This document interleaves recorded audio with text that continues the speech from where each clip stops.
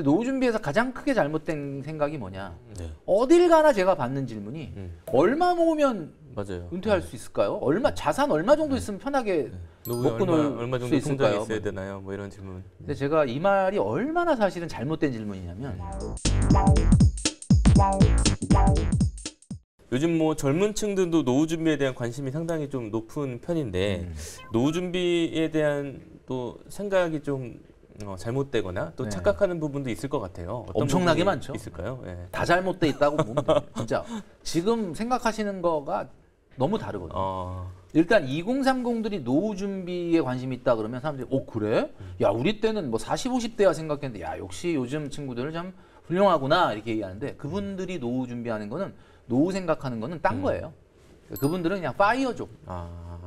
다르구나. 그러니까 한마디로 뭐 50, 60, 70까지 일하고 그 이후의 삶을 어떻게 할 거냐의 문제가 아니라 그냥 지금 일하기가 싫은 거야. 지금 일하기가 싫으니까 어떻게 뭐 이렇게 파이어족 텔레비전에 나서 막 자산은 막 몇 배가 되고 막 수백억이 돼가지고 나는 회사 그만뒀다 이런 사람들 보면 그게 동경의 대상이 되는 거죠. 근데 여러분 아시겠지만은 진짜 뭐 수만 명 중에 한 명, 두 명 있을까 말까 한 분들이고 그분들이 진짜 일을 그만뒀느냐? 아니거든요. 그분들은 일을 바꾼 사람이죠. 고용돼서 일하다가 자기 일을 하는 걸로 바꾼 거예요. 파이어족이라는 것은 은퇴가 아닙니다. 자기 일을 바꾼 사람이거든요. 이 파이어족이라는 말 자체가 사실은 그러니까 파이어족이 보통 뭐 젊은 나이에 좀 경제적 자유를 잃어서 빨리 은퇴한 거다. 뭐 그렇게 생각하잖아요. 아닙니다. 그분들은 이 세상에서 돈 버는 게 제일 재밌는데 은퇴를 하겠습니까? 안 하죠. 그러니까 이제 우리 젊은이들이 생각하는 것은 노후 준비라기보다는 어떻게 빨리 일 그만하지? 이거 생각을 하는 거. 그다음에 이제 진짜 4050들이 생각하는 건 노후 준비거든요. 근데 노후 준비에서 가장 크게 잘못된 생각이 뭐냐? 어딜 가나 제가 받는 질문이 얼마 모으면 맞아요. 은퇴할 수 있을까요?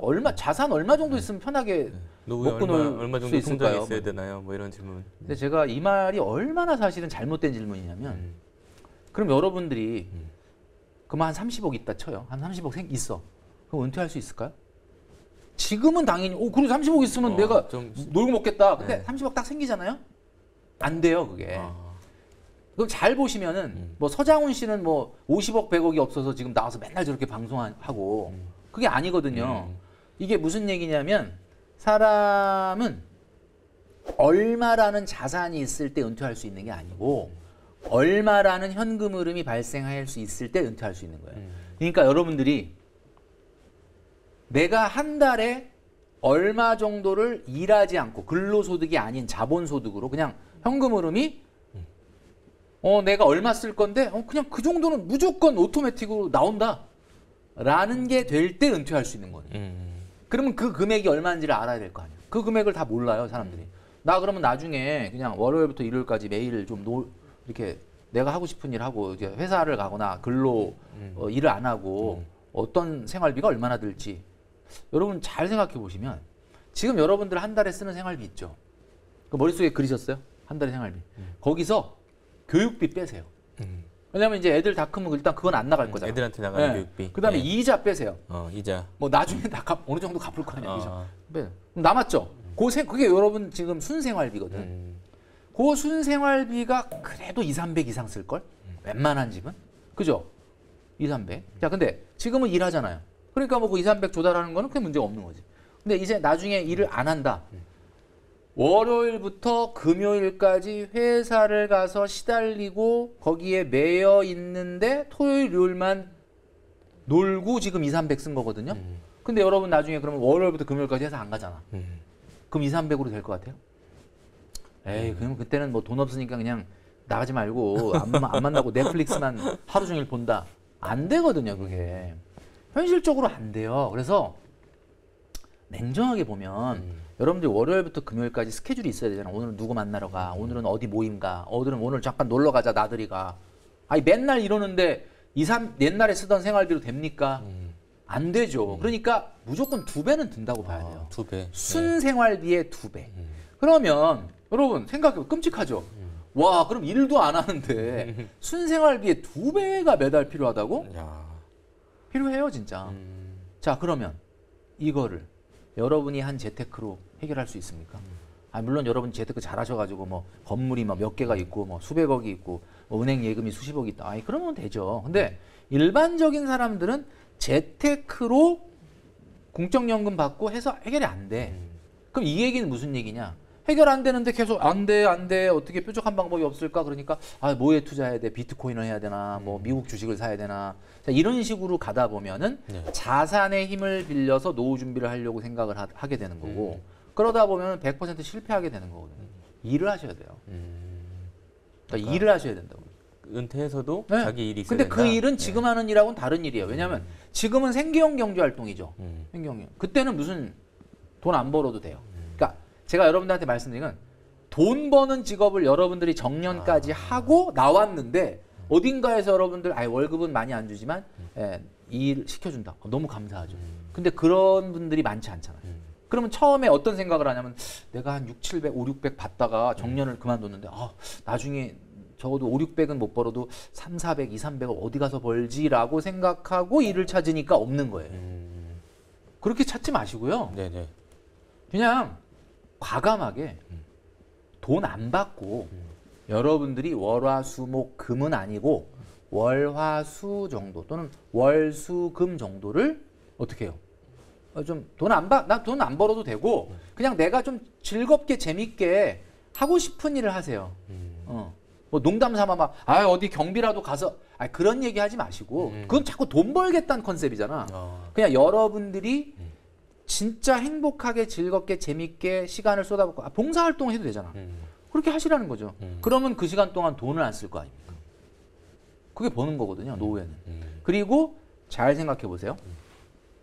세컨 라이프를 사회활동을 3일 정도는 유지한다라고 생각하고 접근하면 할 일이 얼마나 많습니까? 그 일이 정말로 나중에 돈을 안 줄까요? 어떤 일이 됐든 내가 가서 돈 내고 취미 배우는 거 아닌 다음에는 어떤 일이든 사회활동을 하고 봉사활동을 하고 나가서 내가 좋아하는 일을 하잖아요. 어느 순간이 되면 아마 조금은 소득이 나오지 않겠습니까? 그렇게 해서 잡아가는 거야. 그런데 처음부터 나 5, 600 받았으니까 은퇴하고 이제 정년 끝나고 어디 가서 3, 400 어떻게 받지? 이런 식으로 접근을 하니까 일이 없네, 뽑아주는 데가 없네, 나 갈 데가 없네, 이제 이런 식으로 나오는 거거든요. 그래서 그러니까 제가 지금 말씀드리는 얘기가 이게 하루 이틀 준비해서 되는 건 아니고 한 10년 전부터 준비를 해야 돼요. 은퇴하기 전에. 그래서 요 준비가 돼서 나가야 돈은 안 벌더라도 월화수에 시간을 쏟아볼 수 있는 사회생활이 되는 거죠. 그게 반드시 중요합니다. 이게 첫 번째 중요한 거다라고 말씀드릴 수 있을 것 같아요. 네. 그리고 뭐 이제 아까 부동산 얘기도 좀 하셨는데 노후 준비에 부동산이 필요한데 또 부동산만 있으면 노후 빈곤이 올 수도 있다는 분도 계시고. 당연하죠. 네, 그런 면에서 좀 노후에 부동산을 어떻게 좀 활용을 하는 게 좋을까요? 사실은 아파트라고 하는 게 뭐 여유가 있어서 1주택, 2주택 있으면 좋죠. 상가나 건물에서 월세 받는 것보다는 아파트에서 월세 받는 게 훨씬 더 현금 흐름의 안정성이 뛰어난 건 맞거든요. 네.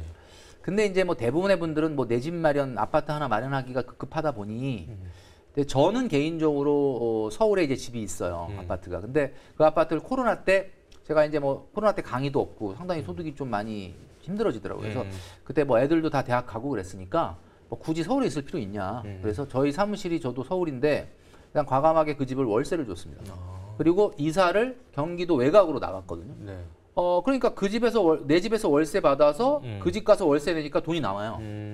그래서 이제 약간 뭐 큰 돈 아니지만 약간 여유가 생기고 지금 이제 그래서 경기도에 산 지가 좀 됐는데 웬만해 가지고는 제가 이제 뭐 언젠간 다시 들어오거나 아니면 그 아파트가 이제 뭐 좀 재건축이 추진되고 있다. 그럼 재건축할 때 뭐 들어오든가 계획인데 당장은 들어올 계획이 아니거든요. 네. 그러니까 내 집에서 내가 1주택자도 임대료 받을 수 있습니다.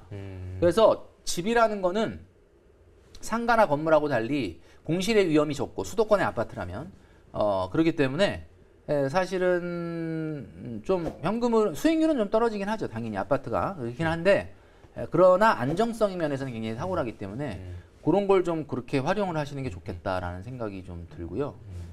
나머지는 뭐 공적연금, 퇴직연금, 제가 좀 전에 말씀드렸던 여러분들이 꼭 돈을 많이 버는 조합이 아니라도 하더라도 사회활동을 통해서 생기는 부수입 이런 것들로 좀 소득의 현금 흐름을 좀 수도꼭지를 여러 개가 가동이 돼야 된다. 우리 집에 가면 수도꼭지가 화장실에만 있는 거 아니잖아요. 여러 군데 있잖아요. 이런 식으로 네.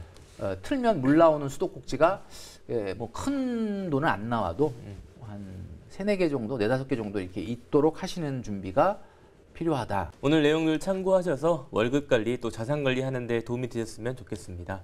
오늘 말씀 감사합니다. 네, 감사합니다.